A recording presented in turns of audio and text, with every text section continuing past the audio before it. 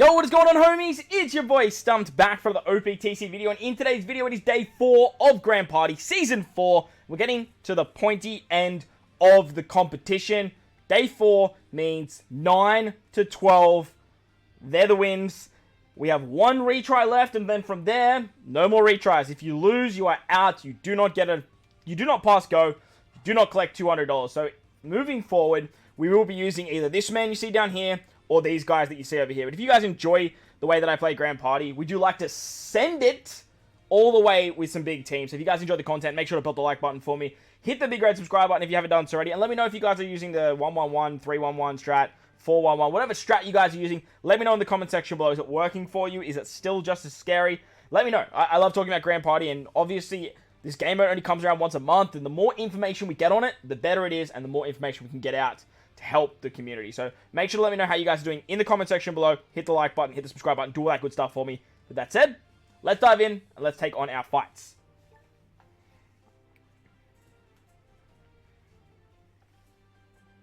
Alright, so because we have one more retry, you can see it's like a smoothie fight here. That's a no GP leader.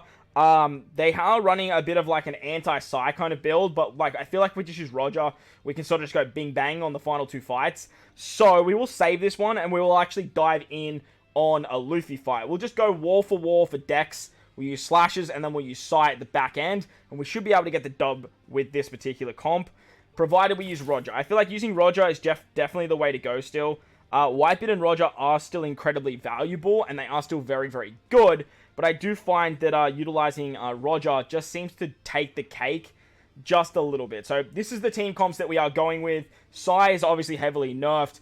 The first fight, pretty much don't expect to win the first fight. It's just Dex versus Dex, right? We might get lucky with like a cheeky little stall out win or something like that. But with Roger's comp, like our team's so tanky. We have a lot of powerhouse characters.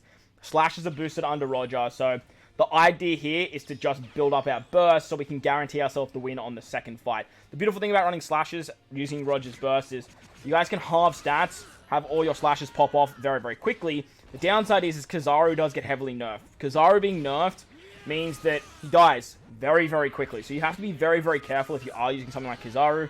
But his CT speed is actually so valuable. Plus, he can pop off his special quite frequently because he can actually give that attack buff as well. So, we'll see how we go here. These guys didn't seem to have too much CP power. So, Cat Viper is fairly flimsy. Plus, there is no Dog Storm on the team, which means he's not getting his full buff. So, hopefully we can do something there. Even our, like, Cat Viper is pretty flimsy. So, we'll see what happens there. But Dalton's going to hit us for some chunky 1400 damage. Brook is going to heal us back up. The beautiful thing about running Brook is we want to take damage with Roger, so utilizing Brook means that we actually get our cooldowns back. Using Luffy in the middle is very essential too if you are running a Dex team as well, by the way. Because if Luffy gets below 50% HP, it means that you can actually get 100% cooldown for some of your other characters. So that is very, very valuable to actually get, especially in the early stages of the fight. It can be absolutely detrimental for your opponent. We get some guard, we get some defense up with Pell here. And then we should have Brook coming in to heal us all back up there. So Luffy's going to get his cooldowns, which I honestly wouldn't hate if they popped the Luffy special right now. If they use their burst in this particular fight just to guarantee them a win, that's fine. Because like I said, we're kind of going into this with the assumption that we are going to lose. Them using the Luffy burst on the second fight against Slashes is always the scariest part.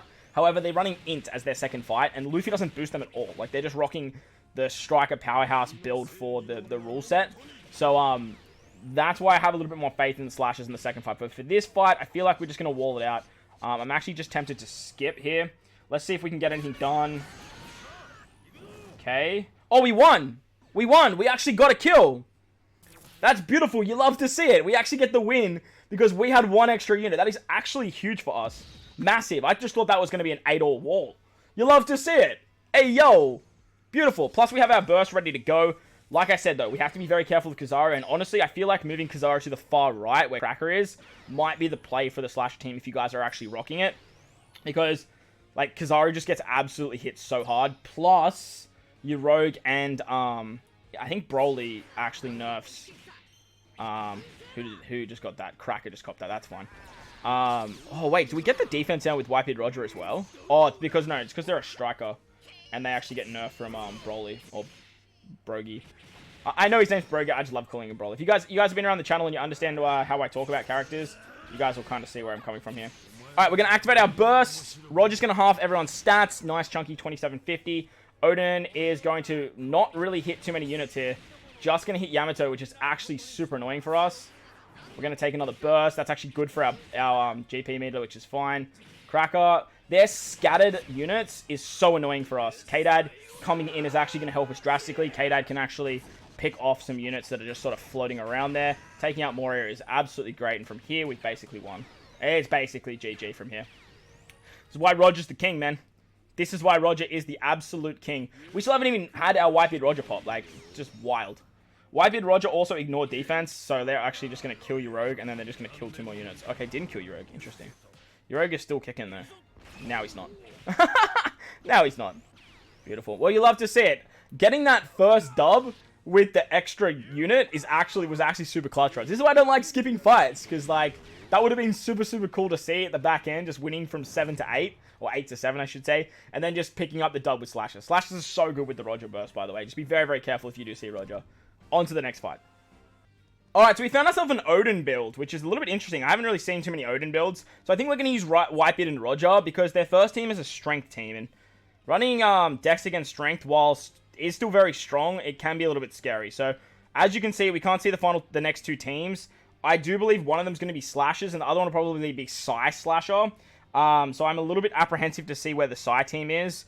So I don't really want to run my Int team. So we're going to start off with Ints, with Whitebeard and Roger, and then we're going to move into our Dex with Whitebeard and Roger on the team, and then we're going to move into our Psy team. So we should be in good stead for this. I don't imagine... I mean, we should be okay. But look, if we lose, we lose, right? The downside to using Whitebeard and Roger in this kind of format, with the Dex team being second, means that we don't really get the true value of their burst.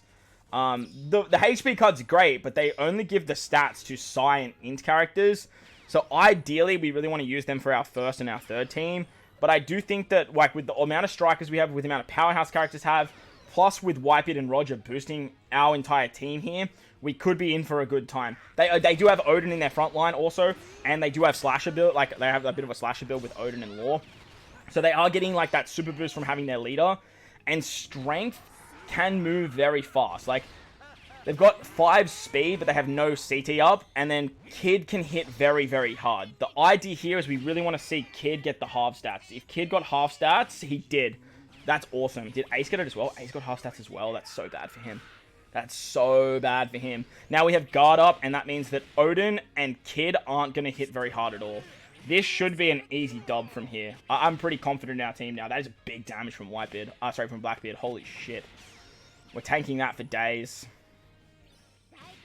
Utsu's going to do big damage here. She's probably going to take out Kid. Yeah, she did. That's a wrap. That's an absolute rhapsody. That's a Bohemian Rhapsody right there. Someone call Freddie Mercury and take his song back, because we are clear. I just want to see our burst, like, build up now. The stats don't mean too much for the next fight, but, like, the 40% HP cut could come in clutch. From here, it's basically just us picking off the final parts of the puzzle. So let's do this. We've got our burst now. The 44-second mark. Odin's burst isn't close, and we actually have Dex ready to go. Do we just flip it, and do we just go Psy next? And that way we can actually use the burst to our advantage. I'm actually going to do that. We're going to use Psy next, because I just know that we have the burst ready to go. And it means that we can get those level 10 stats. Those level 10 stats is absolutely monstrous. It is a quick team. That's annoying. We should have definitely stayed with our... our Dex team. That's annoying. That's actually annoying. But that's okay. That's okay. Once we do see Kaido getting ready to pop, Odin, by the way, doesn't boost any of the opposition team, where we are getting striker buffs for 3 of our units and Psy buffs. Now, Psy, obviously, are heavily nerfed. As you can see, we have level 4, minus level 4 CT down, whilst they are rocking like a chunky 13 on a Kainu. So we are going to do something like this straight away, because the Kainu is going to hit us very hard. So we want to make sure that with that HP cut, we want to make sure that we don't take too much damage elsewhere. Plus, us getting that that attack buff means that we are going to hit harder with stuff like Odin, Yamato, Rebecca Toy Soldier. So as you can see now, they're going to pop their specials off, and this is where it's going to get scary. It's mainly for Kaido. Once Kaido goes, it can just be nasty. 3,000 fixed damage. More damage with Fuji. They get defense and guard as well, which is very, very scary for us. But I feel like, okay, after all of that, that's kind of good because Akainu is going after everyone. So the HP cuts come after the damage, which is big for us, which is very good. 4,000 fixed damage incoming for them. That's bad for them, especially after getting the HP cut. And then Odin's just going to board wipe them here. You'll love to see it. Can't get the action bind, but that's okay. Fuji's now dead. This is a wrap. Like, this is good. Whitebeard Roger, man, they're so good. Like, they are so good. And Sai is getting nerfed. That burst. Having a good burst, as you guys saw with yesterday's video, and Uta 6++, and then with Roger and stuff like Roger Whitebeard, it just helps you out so much, mainly by having an attainable burst. The burst being good is, like, a bonus, but having it being attainable and actually being able to use it against majority of fights, stuff that's like buffs your team and or nerfs any team that you fight, is incredibly valuable. So when you are picking your leaders, I would highly recommend looking at characters like Uta, Whitebeard Roger, Luffy, or Roger. On to the final fight for today too, by the way. Alright, so the final fight we are going to take on versus Yamato. Every time I see versus Yamato, it does excite me because like her getting a burst off is actually like so friggin' tricky. That first team as well doesn't scare me all that much, but it is int driven. So you do have to be careful of it. I think we're going to try and wall it out with our Dex team. The second team looks like it's going to be some sort of Dex build with Yamato. So as long as we don't bring Quick, we should be fine. However, Cracker could be in for a bad time there. And then we're going to rock Sai at the end. And we're just going to hopefully rely on the bursts of Roger to get us through. But RNG is a huge factor when it comes to Pirate Rumble. So look, we'll have to wait and see how this one goes. As always, we are going to try and stall out the 55,000 damage with Roger. It can be fairly easily doable with our Dex fight.